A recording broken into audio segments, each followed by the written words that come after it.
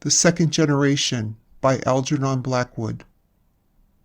Sometimes, in a moment of sharp experience, comes that vivid flash of insight that makes a platitude suddenly seem a revelation. Its full content is abruptly realized.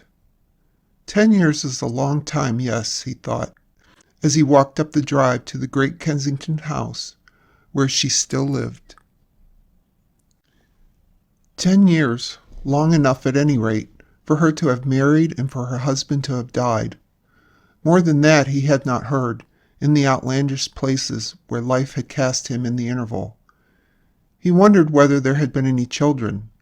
All manner of thoughts and questions, confused a little, passed across his mind. He was well-to-do now, though probably his entire capital did not amount to her income for a single year. He glanced at the huge, forbidding mansion, yet that pride was false, which had made of poverty an insuperable obstacle. He saw it now. He had learned values in his long exile. But he was still ridiculously timid.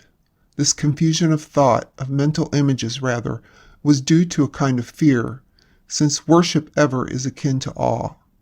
He was nervous as a boy going up for a viva voce, and with the excitement was also that unconquerable sinking, that horrid shrinking sensation that excessive shyness brings. Why in the world had he come? Why had he telegraphed the very day after his arrival in England? Why had he not sent a tentative, tactful letter, feeling his way a little? Very slowly he walked up the drive, feeling that if a reasonable chance of escape presented itself, he would almost take it. But all the windows stared so hard at him that retreat was really impossible now. And though no faces were visible behind the curtains, all had seen him, possibly she herself. His heart beat absurdly at the extravagant suggestion. Yet it was odd. He felt so certain of being seen and that someone watched him. He reached the wide stone steps that were clean as marble, and shrank from the mark his boots must make upon their spotlessness. In desperation, then, before he could change his mind, he touched the bell. But he did not hear it ring. Mercifully, that irrevocable sound must have paralyzed him altogether. If no one came to answer, he might still leave a card in the letter box and slip away. Oh, how utterly he despised himself for such a thought. A man of 30 with such a chicken heart was not fit to protect a child, much less a woman. And he recalled with a little stab of pain that the man she married had been noted for his courage, his determined action, his inflexible firmness in various public situations, head and shoulders above lesser men. What presumption on his own part ever to dream! He remembered, too, with no apparent reason in particular, that this man had a grown-up son already, by a former marriage. And still, no one came to open that huge, contemptuous door with its so menacing, so hostile air. His back was to it, as he carelessly twirled his umbrella, but he felt its sneering expression behind him while it looked him up and down. It seemed to push him away. The entire mansion focused its message through that stern portal. Little timid men are not welcomed here. How well he remembered the house! How often in years gone by had he not stood and waited just like this, trembling with delight and anticipation, yet terrified lest the bell should be answered and the great door actually swung wide. Then, as now, he would have run, had he dared. He was still afraid. His worship was so deep. But in all these years of exile, in wild places, farming, mining, working for the position he had at last attained, her face and the memory of her gracious presence had been his comfort and support, his only consolation, though never his actual joy. There was so little foundation for it all, Yet her smile and the words she had spoken to him from time to time in friendly conversation had clung, inspired, kept him going, for he knew them all by heart. And more than once in foolish optimistic moods, he had imagined, greatly daring, that she possibly had meant more. He touched the bell a second time, with the point of his umbrella. He meant to go in, carelessly as it were, saying as lightly as might be, "Oh, I'm back in England again, if you haven't quite forgotten my existence. I could not forego the pleasure of saying how do you do, and hearing that you are well," and the rest, then presently bow himself easily out into the old loneliness again. But he would at least have seen her. He would have heard her voice and looked into her gentle amber eyes. He would have touched her hand. She might even ask him to come in another day and see her. He had rehearsed it all 100 times, as certain feeble temperaments do rehearse such scenes. And he came rather well out of that rehearsal, though always with an aching heart, the old great yearnings unfulfilled. All the way across the Atlantic he had thought about it, though with lessening confidence as the time drew near. The very night of his arrival in London he wrote, then tearing up the letter after sleeping over it, he had telegraphed next morning, asking if she would be in. He signed his surname, such a very common name, alas, but surely she would know, and her reply, "Please call 4:30, struck him as rather oddly worded, yet here he was. There was a rattle of the big doorknob, that aggressive, hostile knob that thrust out at him insolently like a fist of bronze. He started, angry with himself for doing so, but the door did not open. He became suddenly conscious of the wilds he had lived in for so long. His clothes were hardly fashionable, his voice probably had a twang in it, and he used tricks of speech that must betray the rough life so recently left. What would she think of him now? He looked much older, too. And how brusque it was to have telegraphed like that. He felt awkward, gauche, tongue-tied, hot and cold by turns. The sentences, so carefully rehearsed, fled beyond recovery. Good heavens, the door was open. It had been open for some minutes. It moved noiselessly, on big hinges. He acted automatically. He heard himself asking if her ladyship was at home, though his voice was nearly inaudible. The next moment he was standing in the great dim hall, so poignantly familiar, and the remembered perfume almost made him sway. He did not hear the door close, but he knew. He was caught. The butler betrayed an instant's surprise, or was it overwrought imagination again when he gave his name?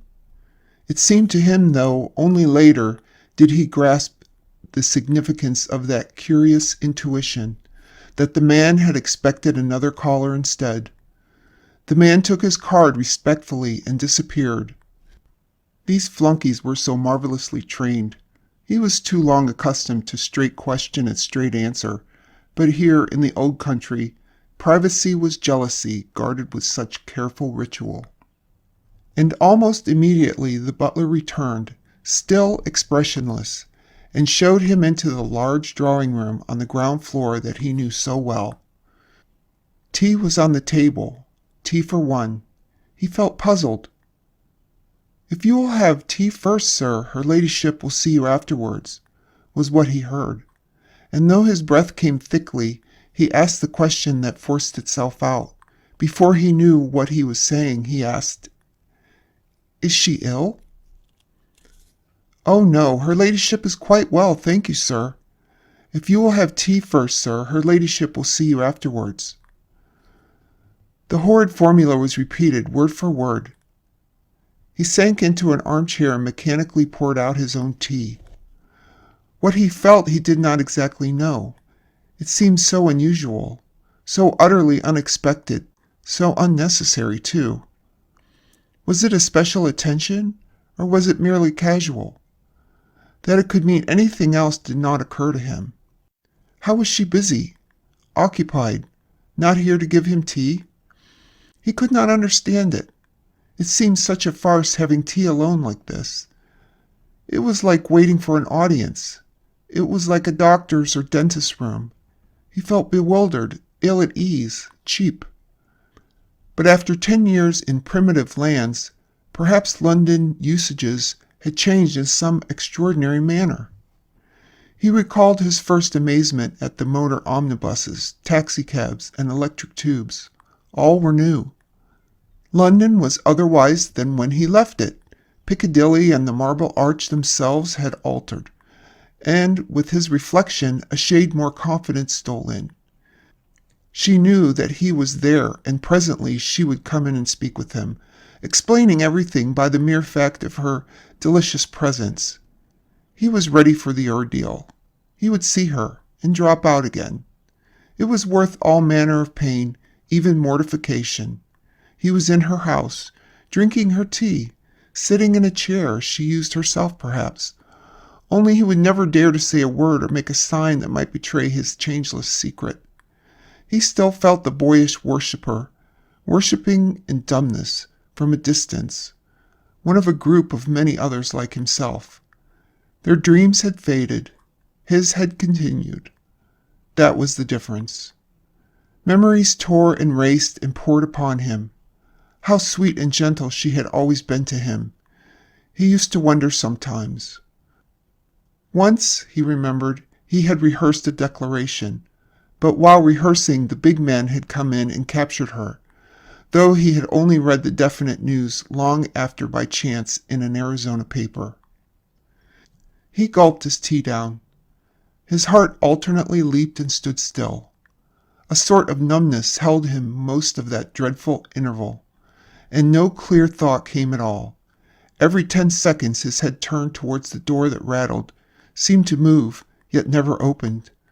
But at any moment now it must open, and he would be in her very presence, breathing the same air with her. He would see her, charge himself with her beauty once more to the brim, and then go out again into the wilderness of life, without her, and not for a mere 10 years, but for always.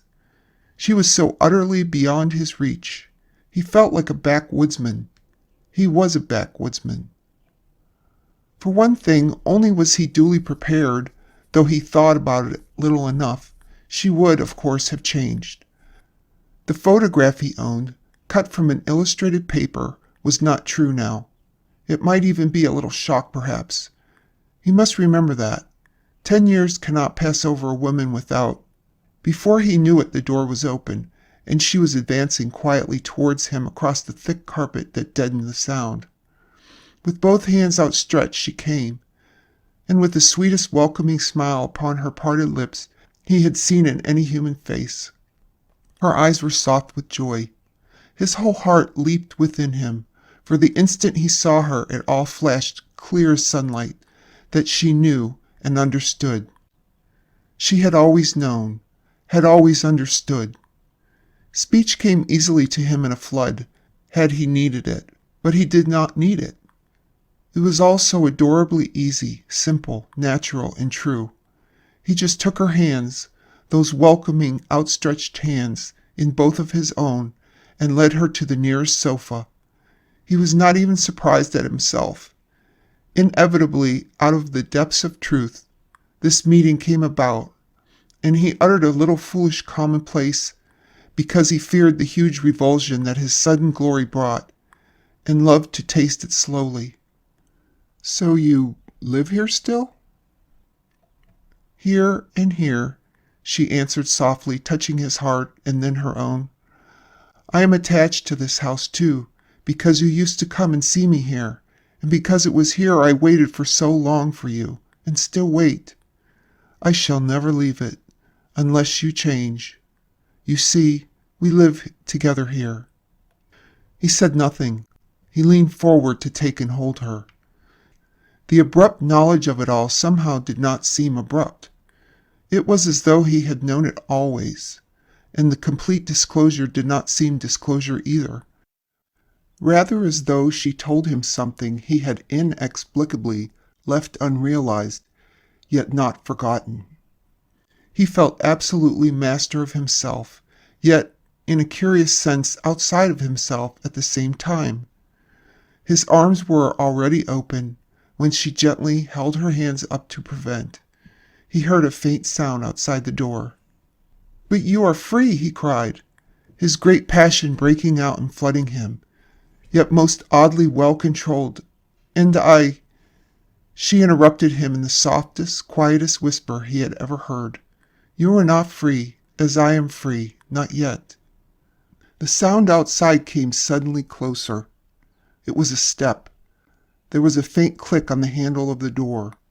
In a flash then came the dreadful shock that overwhelmed him, the abrupt realization of the truth that was somehow horrible, that time, all these years, had left no mark upon her, and that she had not changed. Her face was as young as when he saw her last. With it there came cold and darkness into the great room. He shivered with cold, but an alien, unaccountable cold. Some great shadow dropped upon the entire earth, and though but a second could have passed before the handle actually turned, and the other person entered, it seemed to him like several minutes. He heard her saying this amazing thing that was question, answer, and forgiveness all in one. This, at least, he divined before the ghastly interruption came.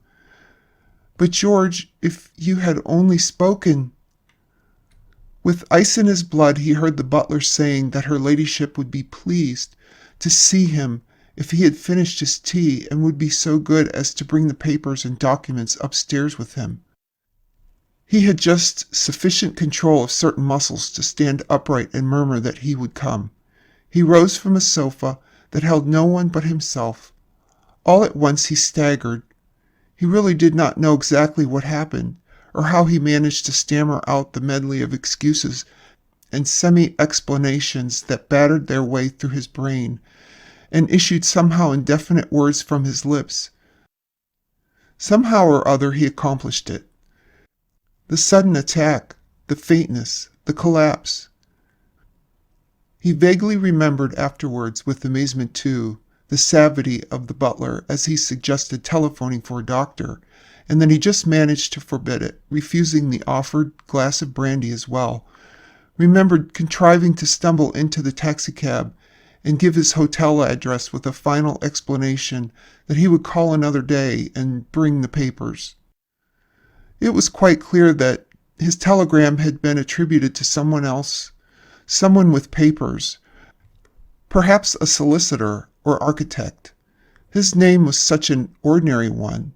There were so many Smiths. It was clear that she whom he had come to see and had seen no longer lived here in the flesh. And just as he left the hall, he had the vision, mere fleeting glimpse it was, of a tall, slim, girlish figure on the stairs, asking if anything was wrong, and realized vaguely through his atrocious pain that she was, of course, the wife of the son who had inherited Grand Dame's Ghost Story by C.D.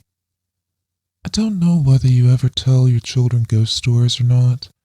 Some mothers don't, but our mother, though of German descent, was strong-minded on the ghost subject, and early taught all of her children to be fearless mentally as well as physically, and though dearly fond of hearing ghost stories, especially if they were real true ghosts, we were sadly skeptical as to there being anything of the kind that could harm.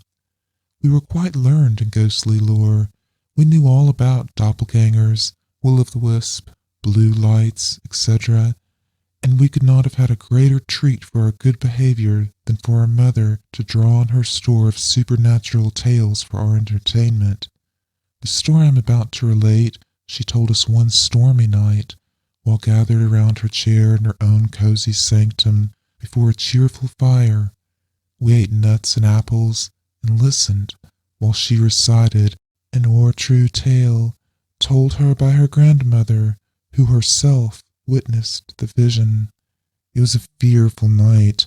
The wind sobbed and wailed around the house like lost spirits mourning their doom.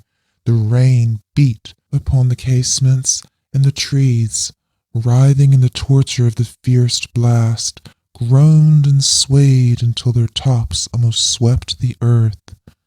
Bright flashes of lightning pierced even through the closed shutters and heavy curtains, and the thunder had a sullen, threatening roar that made your blood creep. It was a night to make one seek to shut out all sound, draw the curtains close, stir the fire, and nestle deep in the armchair before it, with feet upon the fender, and have something cheerful to think or to talk about. But I was all alone, none in the house with me but the servants, and the servants' wing was detached from the main part of the building. I do not care to have menials near me, and I had no loved ones near. It was just such a night that Nancy Black died. What a fearful night for the soul to leave its earthly home and go out into the vast, unknown future. I spoke aloud, as, rousing from a train of thought, I drew my heavy mantle closer around me, wheeled my armchair nearer the fire, and cuddled down in it, burying my feet in the foot-cushion to warm them, for I felt strangely cold. I was in the library. It was my usual sitting room, for I seldom used the parlors. What was the use? My books were my friends, and I loved best to be with them. My children dead, or married and away, the cold grand parlors always seemed gloomy and sad. The ghosts of departed pleasures haunted them, and I cared not to enter them. It was a long, wide room across from the hall of the parlors, running the whole length of the house, and was lined with shelves from floor to ceiling. My husband's father had been a bibliomaniac, and my husband had a way of leaning that way also, and the shelves held many a rare old work that was worth its weight in gold. The fire, though burning brightly, did not illume one half of the room, which, sitting in the chimney corner, I commanded a full view, and had been looking at the shadows playing on the furniture and shelves as the flames shot up, and after flickering a moment, would die out, leaving a gloom which would break away into fantastic shadows as the firelight would again shoot up. While watching the gleams of light and darkling shades, unconsciously the wailing of the storm outside attracted my attention. There seemed to be odd noises of tapping on the windows, and sobs and sighs, as though someone was entreating entrance from a fierce tumult. And as I sat there again, I thought of Nancy Black, the old schoolgirl friend who had loved me so dearly, and the night when she went forth to meet the doom appointed her. Resting my head upon my hand, I sat gazing into the fire, thinking over her strange life and stranger death, and wondering what could have become of the money and jewels that I knew she had once possessed. While sitting thus, a queer sensation crept over me. It was not fear, but a feeling as though, if I looked up, I'd see something frightful. A shiver, not like that of cold, ran from my head to my feet, and a sensation as though someone was breathing icy cold breath upon my forehead, the same feeling you would cause by holding a piece of ice to your cheek. It fluttered over my face, and finally settled around my lips, as though the unseen one was caressing me, thrilling me with horror. But I am not fearful, nervous, nor imaginative, and resolutely throwing off the dread that fell upon me, I turned round and looked up, and there, so close by my side that my hand, involuntarily thrown out, passed through her seeming form, stood Nancy Black. It was Nancy Black, and yet not Nancy Black. Her whole body had a semi-transparent appearance, just as your hand looks when you hold it between yourself and a strong light. Her clothing, apparently the same as worn in life, had a wavy, seething, flickering look like flames have, and yet did not seem to burn. "In the name of God, Nancy Black, what brought you here, and whence came you?" I exclaimed. A hollow whisper followed. "Thank you, my dear friend, for speaking to me, and oh, how deeply I thank you for thinking of me tonight. I shall have rest." "Rest? I heard echoed, and a jeering laugh rang through the room that made her quiver at its sound. I have been near you often, but always failed to find you in a condition where you would be in rapport before tonight. What I came here for I will tell you. Whence I came, you need not know. Suffice it to say, that were I happy, I would not be here on such an errand, nor on such a night. It is only when the elements are in a tumult and the winds wail and moan that we come forth. When you hear these sounds, it is the sounds of the lost you hear mourning their doom. 'Tis then they wander up and down, to and fro, their only release from their fearful home of torture and undying pain. I have come to tell you that you must go over to the old house, and in the back room I always kept locked, have the carpet taken up from before the fireplace. You will see a plank with a knot-hole in it.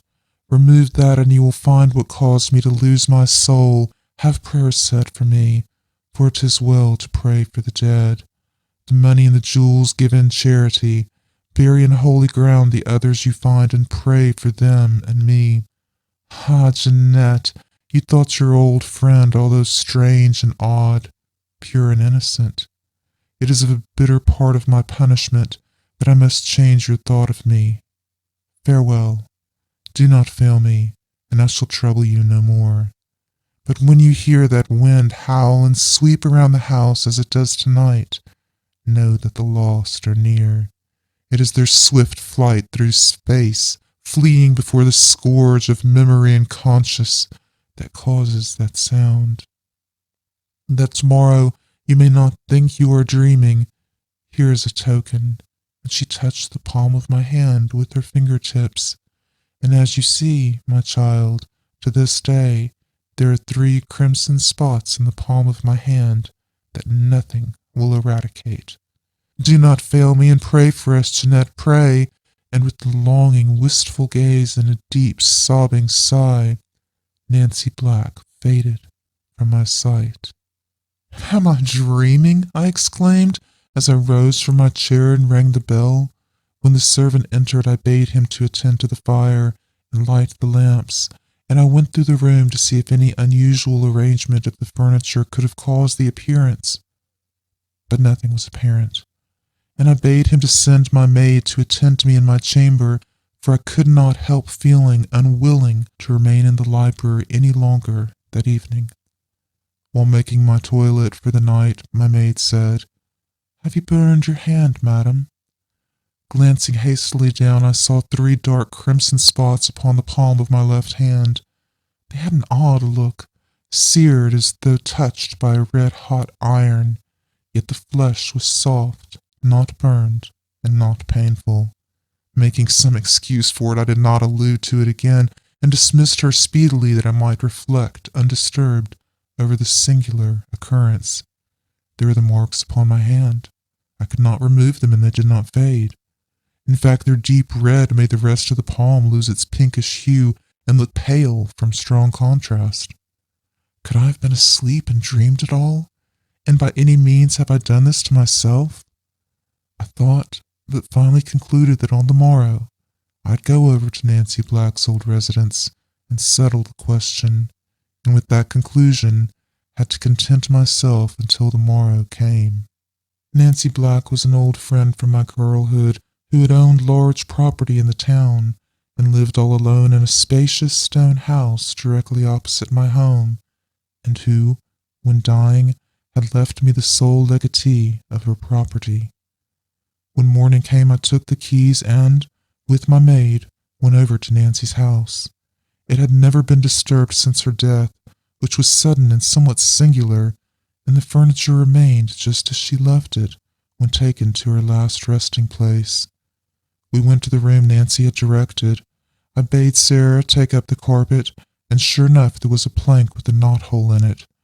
So I sent her from the room and lifted the plank myself, and there, between the joints, rested a long box, the lid not fastened. Opening it, I was horrified to see 2 skeletons, those of an infant and of a woman, small in structure and delicate in frame. In a moment it flashed before me that I saw all that remained of Nancy Black's young sister, a girl of 17, who had left home somewhat mysteriously years ago and had died while absent. At least that was the version Nancy had given of her absence, and no one had dreamed of doubting it. Her tale was so naturally told. Left orphans when Lucy was only 2 years and Nancy 18, she had devoted her life to the care of this young girl, and when she found her sister had fallen, she, in her pride of name and position, had destroyed the mother and child that her shame might not be known, and had lived all those dreary years in that house with her fearful secret. Round the box, heaped up on every side, were money and jewels, and a parchment scroll among them had written on it, "Lucy's share of our father's estate." I carried out Nancy's wishes to the letter, for I now firmly believed that she had come to me herself that night. To avoid scandal resting on the dead, I took our clergyman into my confidence, and with his assistance had the remains buried quietly in consecrated ground. The money and jewels were given to the poor, and the old building I turned into a home for destitute females, and morning and night, as I kneel in prayer, I pray forgiveness to rest upon Nancy Black, and peace to her troubled soul. The Beautiful People by Charles Beaumont. Mary was a misfit. She didn't want to be beautiful, and she wasted time doing mad things, like eating and sleeping. The Beautiful People by Charles Beaumont. Mary sat quietly and watched the handsome man's legs blown off, watched further as the great ship began to crumble and break into small pieces in the middle of the blazing night. She fidgeted slightly as the men and parts of men came floating dreamily through the wreckage, out into the awful silence. And when the meteorite shower came upon the men, gouging holes through everything, tearing flesh and ripping bones, Mary closed her eyes. "Mother!" Mrs. Cuberly glanced up from her magazine. "Hmm? Do we have to wait much longer?" "I don't think so. Why?" Mary said nothing, but looked at the moving wall. "Oh, that!" Mrs. Cuberly laughed and shook her head. "That tired old thing? Read a magazine, Mary, like I'm doing. We've all seen that 1,000,000 times. Does it have to be on, Mother?" "Well, nobody seems to be watching. I don't think the doctor would mind if I switched it off." Mrs. Cuberly rose from the couch and walked to the wall. She depressed a little button, and the life went from the wall, flickering and glowing. Mary opened her eyes. "Honestly," Mrs. Cuberly said to the woman sitting beside her, "you'd think they'd try to get something else.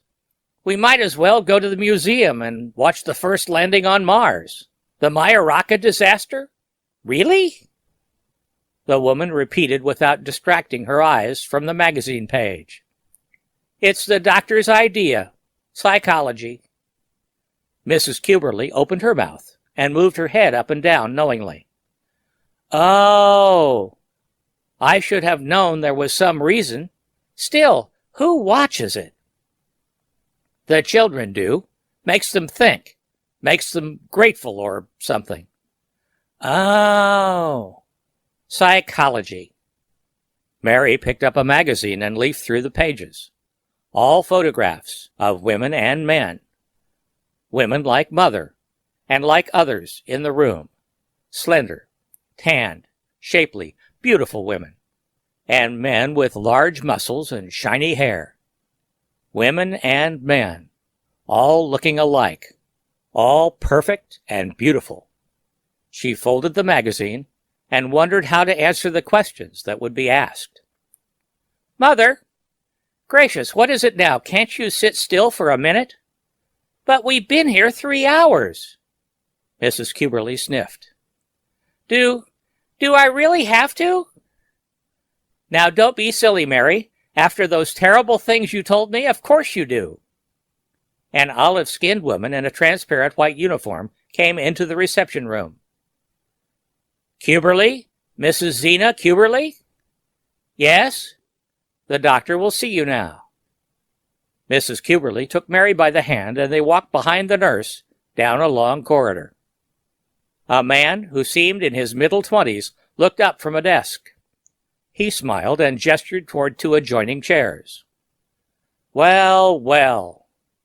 Dr. Horrell, the doctor snapped his fingers. Of course, I know. Your daughter. Ha ha. I certainly do know your trouble.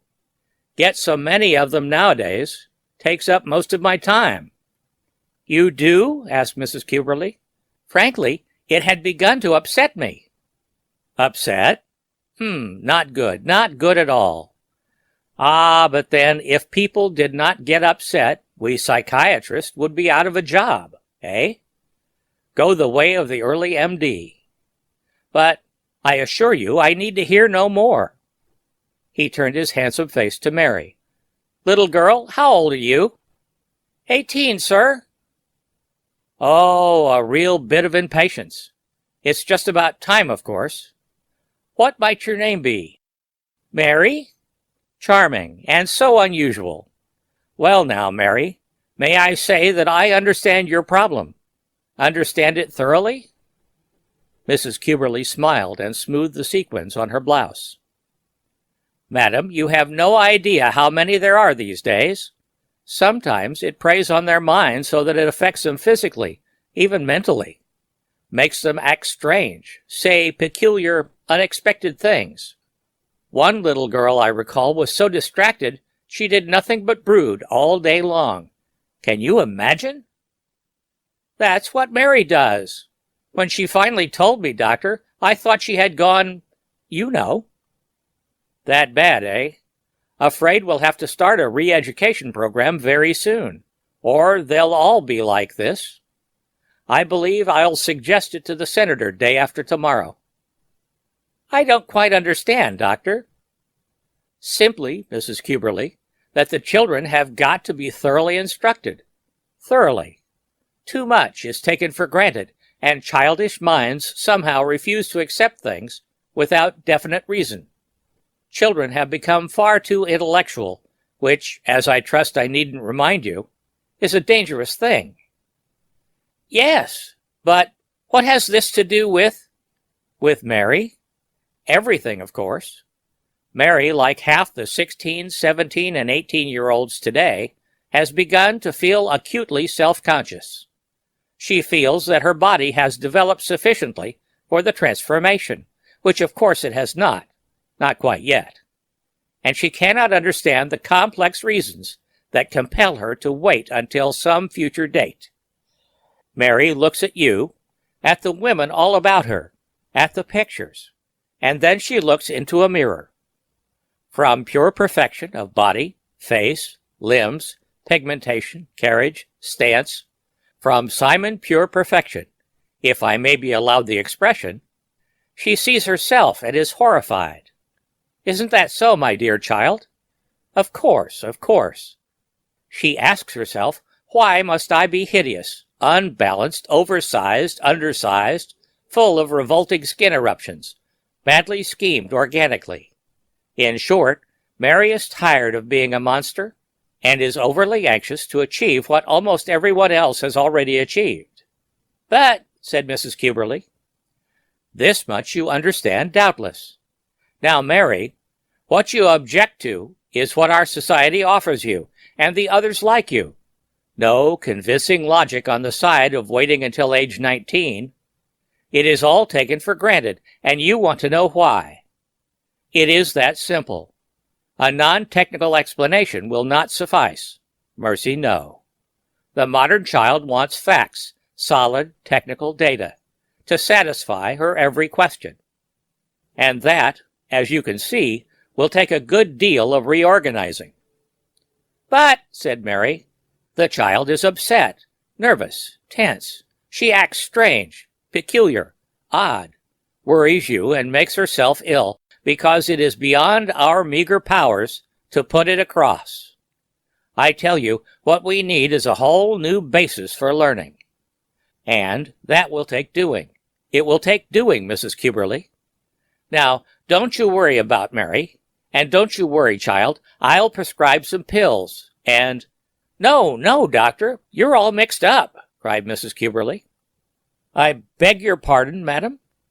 What I mean is, you've got it wrong. Tell him, Mary. Tell the doctor what you told me. Mary shifted uneasily in the chair. It's that I don't want it. The doctor's well-proportioned jaw dropped. Would you please repeat that? I said, I don't want the transformation. Don't want it? You see, she told me. That's why I came to you. The doctor looked at Mary suspiciously. But that's impossible. I've never heard of such a thing. Little girl, are you playing a joke? Mary nodded negatively. See, doctor, what can it be? Mrs. Cuberly rose and began to pace. The doctor clucked his tongue and took from a small cupboard a black box covered with buttons and dials and wires. Oh, no, you don't think— I mean, could it? We shall soon see. The doctor revolved a number of dials and studied a single bulb at the center of the box. It did not flicker. He removed handles from Mary's head. Dear me, the doctor said. Dear me. Your daughter is perfectly sane, Mrs. Cuberly. Well, then what is it? Perhaps she is lying. We haven't completely eliminated that factor as yet. It slips into certain organisms. More tests, more machines, and more negative results. Mary pushed her foot in a circle on the floor. When the doctor put his hands on her shoulders, she looked up pleasantly. Little girl, said the handsome man, do you actually mean to tell us that you prefer that body? Yes, sir. May I ask why? I like it. It's hard to explain, but it's me, and that's what I like. Not the looks, maybe, but the me. You can look in a mirror and see yourself, then look at your mother, and be content? Yes, sir. Mary thought of her reasons, fuzzy, vague, but very definitely there. Maybe she had said the reasons. No, only a part of it. Mrs. Cuberly, the doctor said, I suggest that your husband have a long talk with Mary. My husband is dead. That affair near Ganymede, I believe. Something like that. Oh, splendid. Rocket man, eh? Very interesting organisms. Something always seems to happen to rocket men, one way or another. But I suppose we should do something. The doctor scratched his jaw. When did she first start talking this way? He asked. Oh, for quite some time. I used to think it was because she was such a baby. But lately, the time getting so close and all, I thought I'd better see you. Of course, very, very wise. Does she also do odd things? Well, I found her on the second level one night. She was lying on the floor, and when I asked her what she was doing, she said she was trying to sleep. Mary flinched. She was sorry, in a way, that Mother had found that out. Did you say sleep? That's right. Now where could she have picked that up? No idea. Mary, don't you know that nobody sleeps anymore? That we have an infinitely greater lifespan than our poor ancestors, now that the wasteful state of unconsciousness has been conquered? Child, have you actually slept? No one knows how anymore. No, sir, but I almost did. The doctor sighed. But it's unheard of. How could you begin to try to do something people have forgotten entirely about? The way it was described in the book. It sounded nice, that's all. Mary was feeling very uncomfortable now. Home and no talking man in a foolish white gown. Books? Books? There are books in your unit, madam? There could be. I haven't cleaned up in a while. That is certainly peculiar. I haven't seen a book for years. Not since 17. Mary began to fidget and stare nervously about. But with the tapes, why should you try to read books? Where do you get them? Daddy did. He got them from his father, and so did Grandpa. He says they're better than tapes, and he was right. Mrs. Cuberly flushed. My husband was a little strange, Dr. Horrell. He kept those things despite everything I said. Dear me, Excuse me. The muscular, black-haired doctor walked to another cabinet and selected from a shelf a bottle. From the bottle he took 2 large pills and swallowed them. Sleep? Books? Doesn't want the transformation? Mrs. Cuberlit, my dear good woman, this is grave. Doesn't want the transformation? I would appreciate it if you would change psychiatrists. I am very busy and, this is somewhat specialized. I suggest Central Dome. Many fine doctors there. Goodbye. The doctor turned and sat down in a large chair and folded his hands. Mary watched him and wondered why the simple statements should have so changed things. But the doctor did not move from the chair. Well, said Mrs. Cuberly, and walked quickly from the room. The man's legs were being blown off again as they left the reception room. Mary considered the reflection in the mirrored wall. She sat on the floor and looked at different angles of herself. Profile, full face, full length, naked, clothed. Then she took up the magazine and studied it. She sighed. Mirror, mirror on the wall. The words came haltingly to her mind and from her lips. She hadn't read them, she recalled. Daddy had said them, quoted them, as he put it. But they too were lines from a book. Who is the fairest of? A picture of Mother sat upon the dresser, and Mary considered this now, looked for a long time at the slender, feminine neck, the golden skin, smooth and without blemish, without wrinkles, and without age. The dark brown eyes and the thin tapers of eyebrows, the long black lashes set evenly so that each half of the face corresponded precisely. The half-parted mouth, a violet tint against the gold. The white teeth, even sparkling.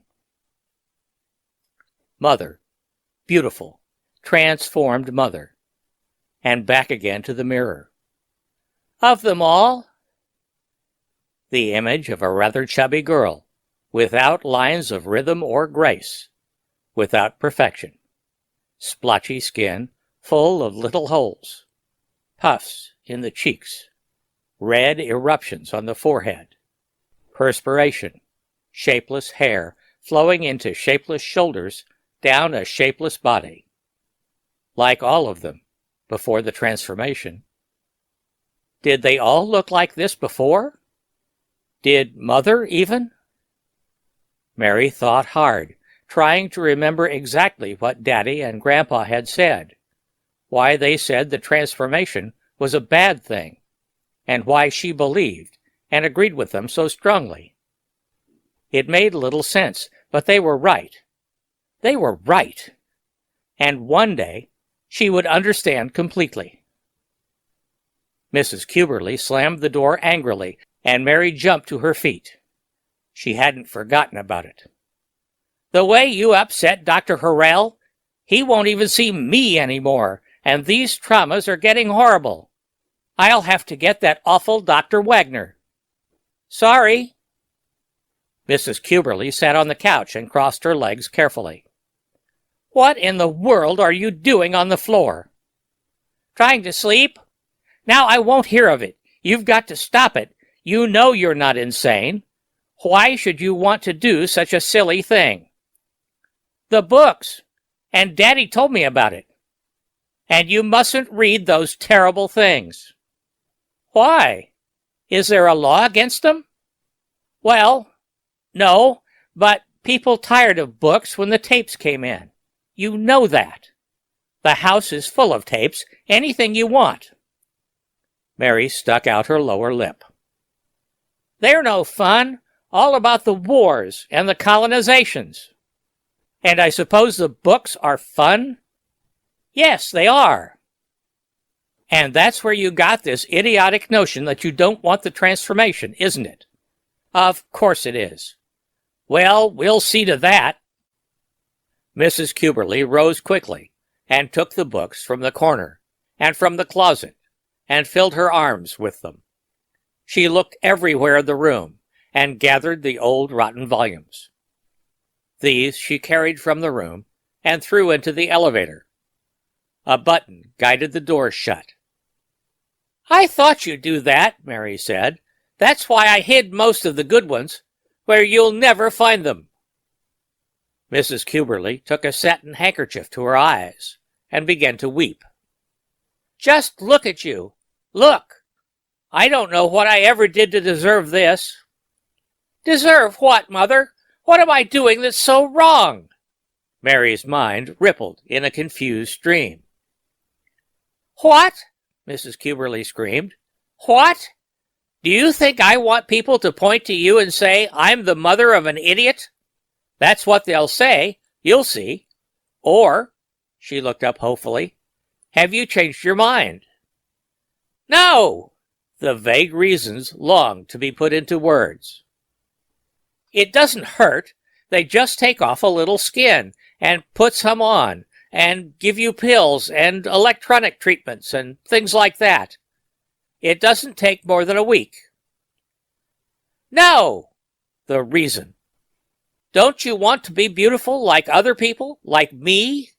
Look at your friend Shala. She's getting her transformation next month, and she's almost pretty now. Mother, I don't care. If it's the bones you're worried about, well, that doesn't hurt. They give you a shot, and when you wake up, everything's molded right.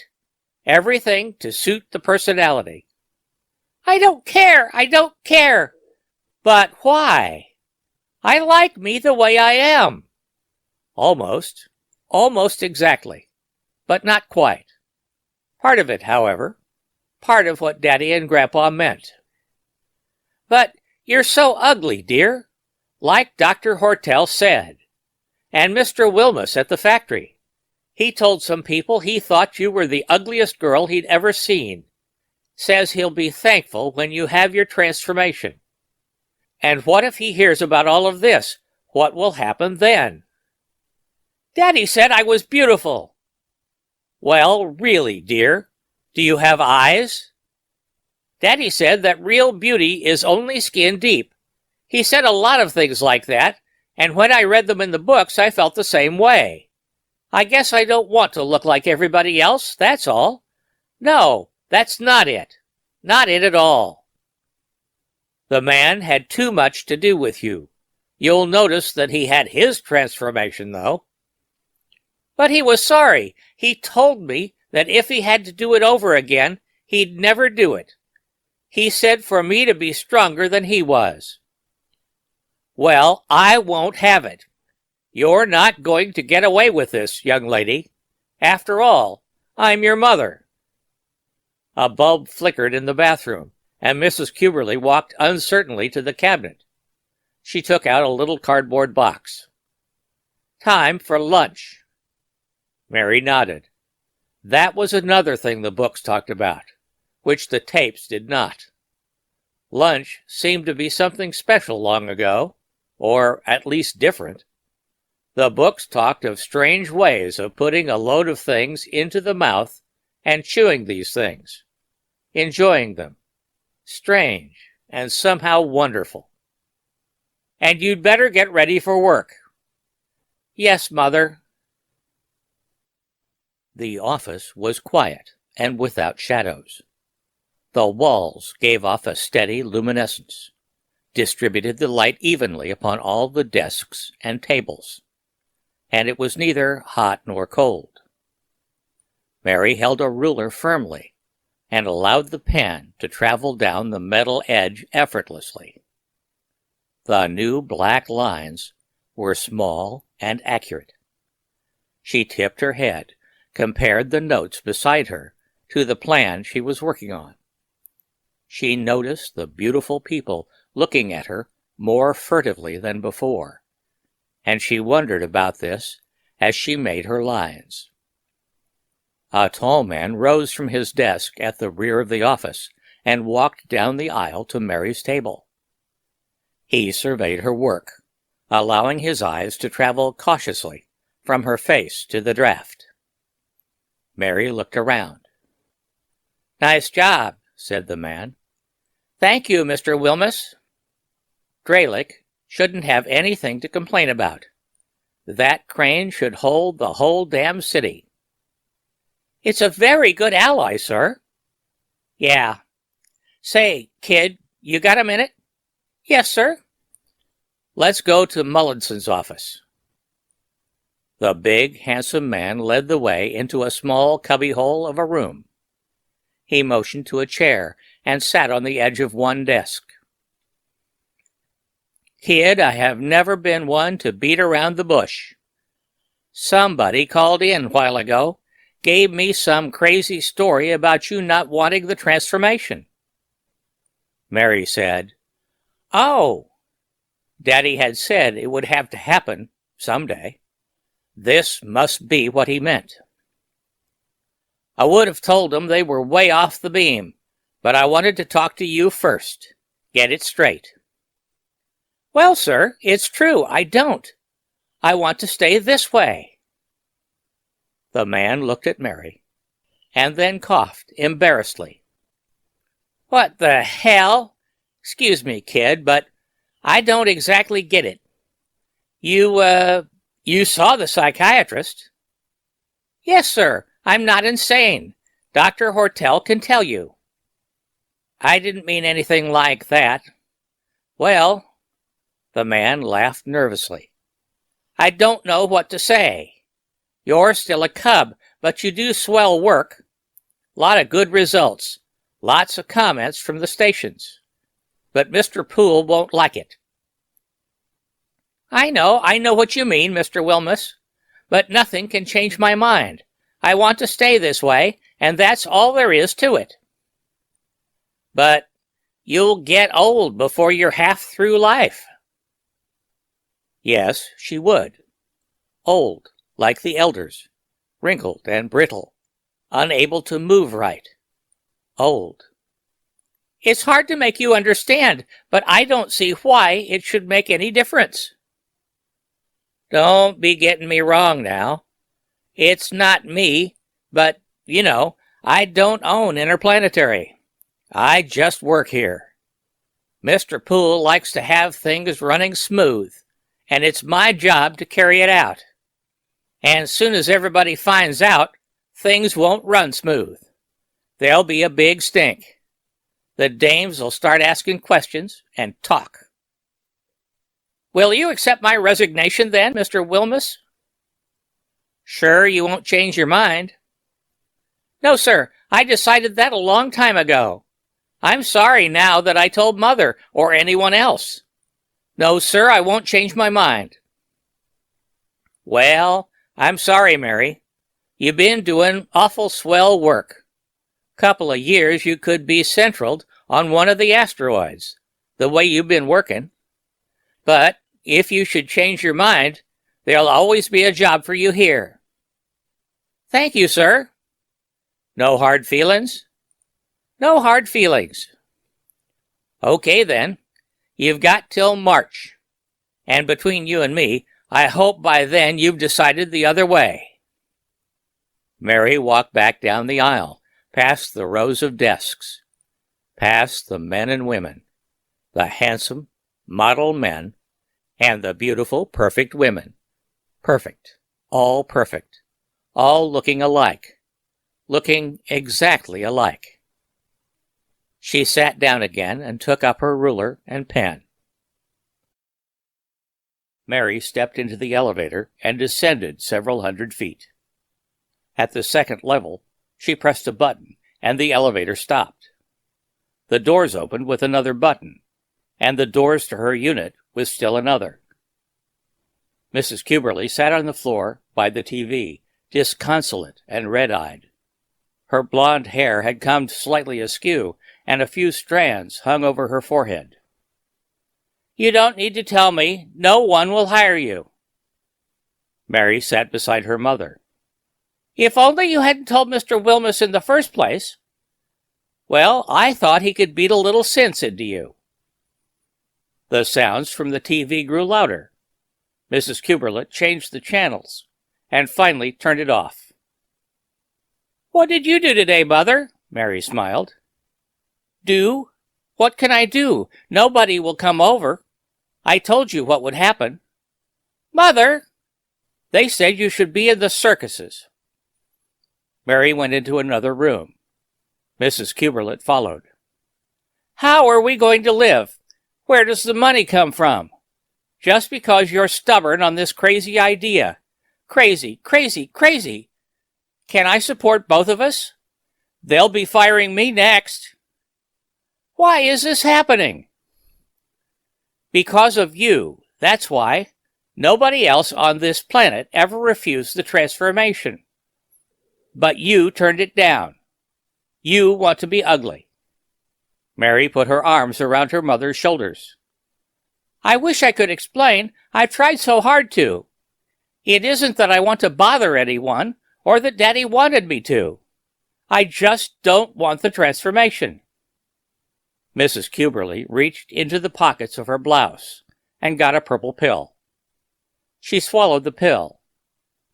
When the letter dropped from the chute, Mrs. Cuberly ran to snatch it up. She read it once, silently, then smiled. "Oh, I was afraid they wouldn't answer. But we'll see about this now." She gave the letter to Mary. "Mrs. Zena Cuberly, Unit 451D, Levels 2 and 3, City. Dear Madam, in your letter of December 3/36. We have carefully examined your complaint and consider that it requires stringent measures. Quite frankly, the possibility of such a complaint has never occurred to this department, and we therefore cannot make positive directives at the moment. However, due to the unusual qualities of the matter, we have arranged an audience at Central Dome, 8th level, 16th unit, January 3/37, 23 sharp. Dr. Elf Horrell has been instructed to attend. You will bring the subject in question. Yours, Department F." Mary let the paper flutter to the floor. She walked quietly to the elevator and set it for level 3. When the elevator stopped, she ran from it, crying, into her room. She thought and remembered and tried to sort out and put together. Daddy had said it. Grandpa had. The books did. Yes, the books did. She read until her eyes burned, and her eyes burned until she could read no more. Then Mary went to sleep, softly, without realizing it, for the first time.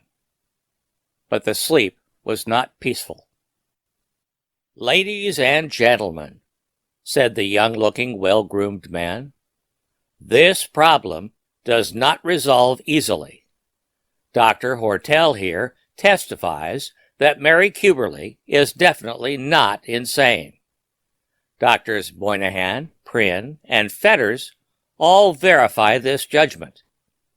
Dr. Prynne asserts that the human organism is no longer so constructed as to create and sustain such an attitude through deliberate falsehood.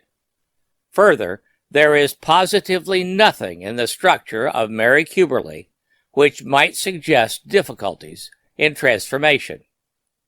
There is evidence for all these statements, and yet we are faced with this refusal. What, may I ask, is to be done?" Mary looked at the metal table. We have been in session far too long, holding up far too many other pressing contingencies. The trouble on Mercury, for example. We'll have to straighten that out somehow. Throughout the rows of beautiful people, the mumbling increased. Mrs. Cuberly sat nervously, tapping her shoe and running a comb through her hair. Mary Cuberly, you have been given innumerable chances to reconsider, you know. Mary said, I know, but I don't want to. The beautiful people looked at Mary and laughed. Some shook their heads. The man threw up his hands. Little girl, can you realize what an issue you have caused? The unrest? The wasted time? Do you fully understand what you have done? Intergalactic questions hang fire while you sit there saying the same thing over and over. Doesn't the happiness of your mother mean anything to you? A slender, supple woman in the back row cried, We want action! Do something! The man in the high stool raised his hand. None of that now. We must conform, even though the question is out of the ordinary. He leafed through a number of papers on his desk, leaned down, and whispered into the ear of a strong blond man. Then he turned to Mary again. Child, for the last time, do you reconsider? Will you accept transformation? No. The man shrugged his shoulders. Very well, then. I have here a petition signed by 2,000 individuals and representing all the stations of Earth. They have been made aware of all the facts and have submitted the petition voluntarily. It's all so unusual, and I hope we won't have to, but the petition urges drastic measures. The mumbling rose. The petition urges that you shall, upon final refusal, be forced by law to accept the transformation, and that an act of legislation shall make this universal and binding in the future. Mary's eyes were open wide. She stood and paused before speaking. Why? She asked loudly. The man passed a hand through his hair. Another voice from the crowd. Seems to be a lot of questions unanswered here. And another. Sign the petition, Senator. All the voices. Sign it. Sign it. But why? Mary began to cry. The voices stilled for a moment. Because. If you'd only tell me that. Tell me. Why, it simply isn't being done, that's all. The greatest gift of all. And what if others should get the same idea? What would happen to us then, little girl? We'd be right back to the ugly, thin, fat, unhealthy-looking race we were ages ago. There can't be any exceptions. Maybe they didn't consider themselves so ugly. The mumbling began anew. That isn't the point, cried the man. You must conform.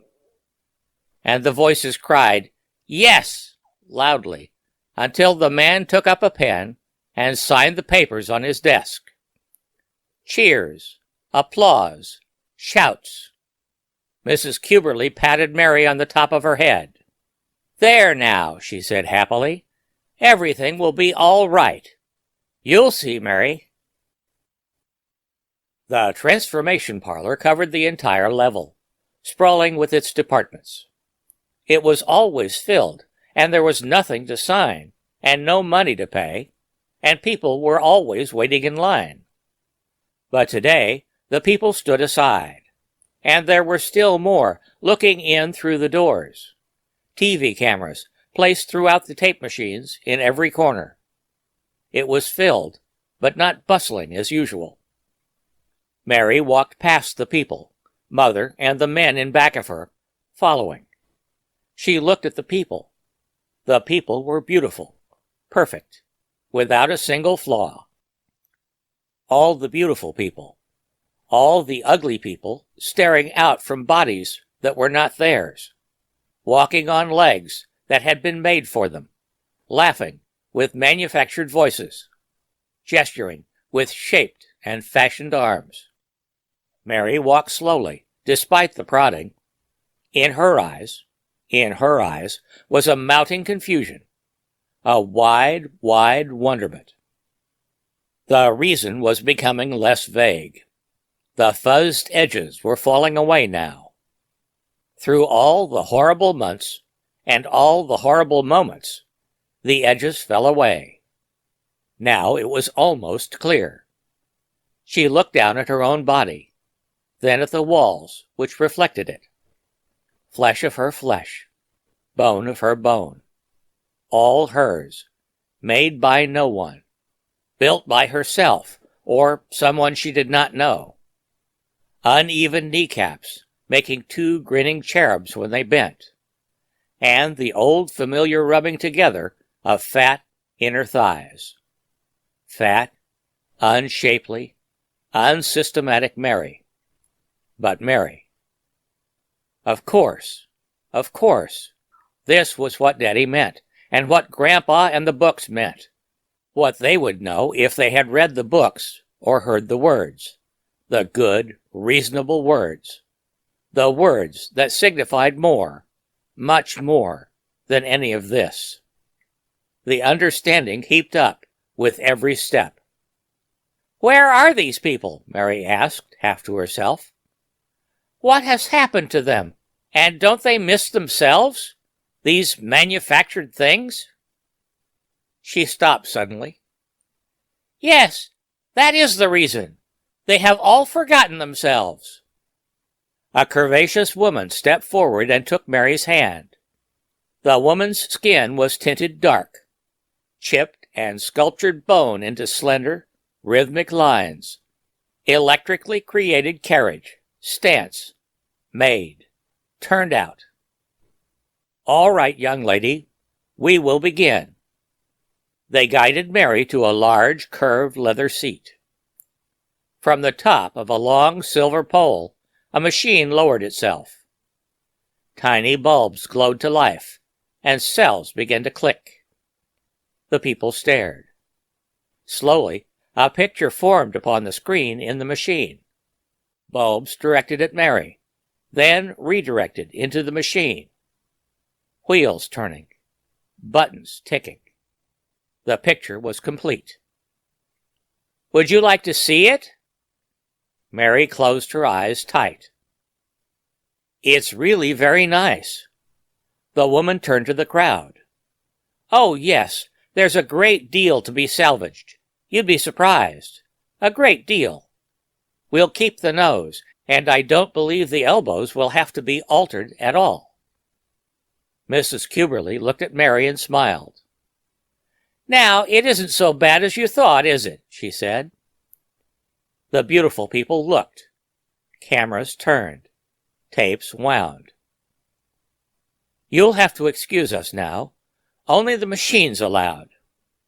Only the machines. The people filed out. Mary saw the room in the mirror. Saw things in the rooms. The faces and the bodies that had been left. The woman and the machines and the old young men standing about, adjusting, readying. Then she looked at the picture in the screen and screamed. A woman of medium height stared back at her.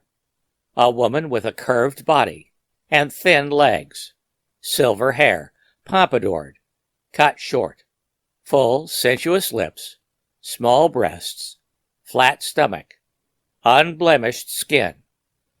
A strange, strange woman no one had ever seen before. The nurse began to take Mary's clothes off. "Joff," the woman said, "come look at this, will you? Not one so bad in years. Amazing that we can keep anything at all. A handsome man put his hands in his pockets. Pretty bad, all right. Be still, child. Stop making those noises. You know perfectly well nothing is going to hurt. But what will you do with me? That was all explained to you. No, with me. Me. Oh, you mean the cast-offs. The usual. I don't know exactly. Someone takes care of it. I want me, Mary cried. Not that. She pointed at the screen. Her chair was wheeled into the semi-dark room. She was naked now, and the men lifted her to a table. The surface was like glass, black, filmed. A big machine hung above. Straps, clamps pulling, stretching limbs apart. The screen with the picture brought in. The men and the women. More women now. Dr. Hortel was sitting in the corner, sitting with his legs crossed, shaking his head. Mary began to cry above the hum of the mechanical things. Shh! My gracious, such a racket. Just think about your job waiting for you, and all the friends you'll have, and how nice everything will be. No more trouble now. The big machine hurtling downward. Where will I find me? Mary screamed. When it's all over. A long needle slid through rough flesh, and the beautiful people gathered around the table. They turned on the big machine. The end of The Beautiful People by Charles Beaumont.